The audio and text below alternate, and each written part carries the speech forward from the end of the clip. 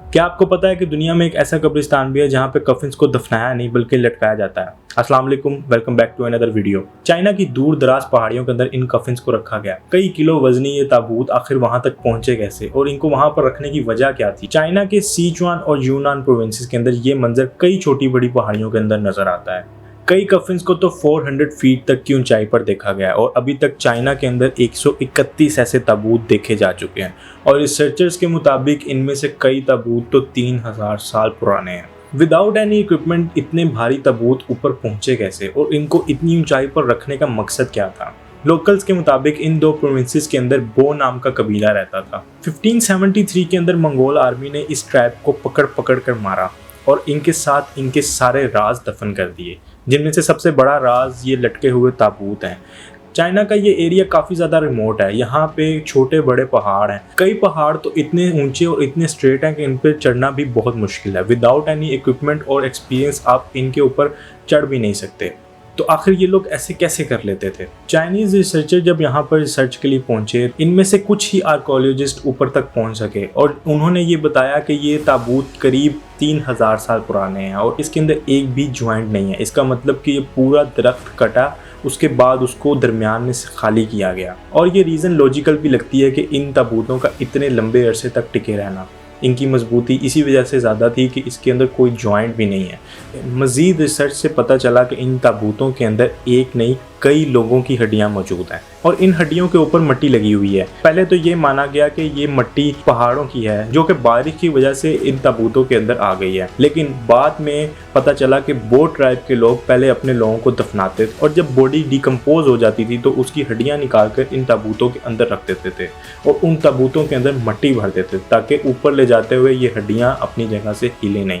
इसी वजह से ये ताबूत 250 किलो तक वजनी थे। लेकिन अब सवाल ये है कि इतने वजनी ताबूत आखिर इतनी ऊंचाई तक ये लोग पहुंचाते कैसे थे। जाहिर है कि 3000 साल पहले इन लोगों के पास कोई मॉडर्न इक्विपमेंट तो थे नहीं।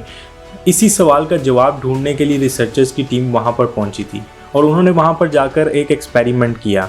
12 लोगों की एक टीम ने उसी तरह का ताबूत बनाया जो कि खाली एक कुल्हाड़ी से बन गया और फिर उसके अंदर उसी तरह मिट्टी भरी गई। लेकिन अब मसला ये था कि आखिर इस ताबूत को इतनी ऊंचाई पर पहुंचाया कैसे जाए। दूर से पहाड़ी को देखने के बाद पता चला कि इसके अंदर कुछ सुराख मिलते हैं जो कि सुराख बिल्कुल भी नेचुरल नहीं लग रहे थे। इसका मतलब ये है कि यहाँ पर एक स्ट्रक्चर तैयार किया जाता था जो कि स्टेप्स का काम करता था। इन स्टेप्स पर चढ़कर लोग इतनी ऊंचाई पर जाते थे।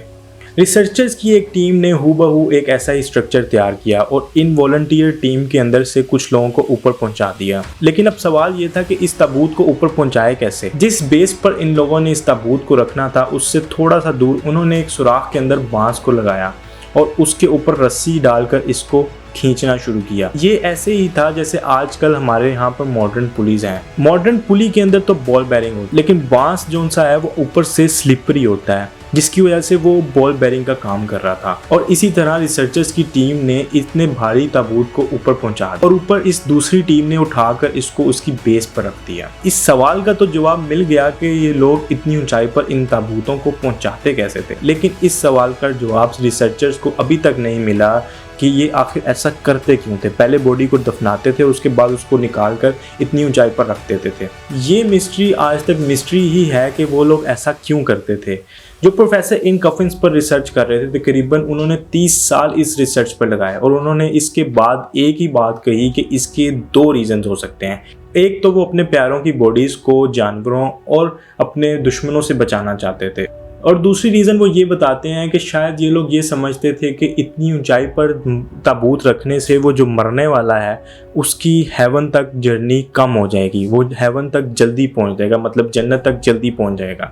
लेकिन ये सब थ्योरेटिकल बातें हैं, इसमें क्या सच है क्या झूठ है ये तो बो ट्राइब के लोगों के साथ उनका राज दफन हो चुका है।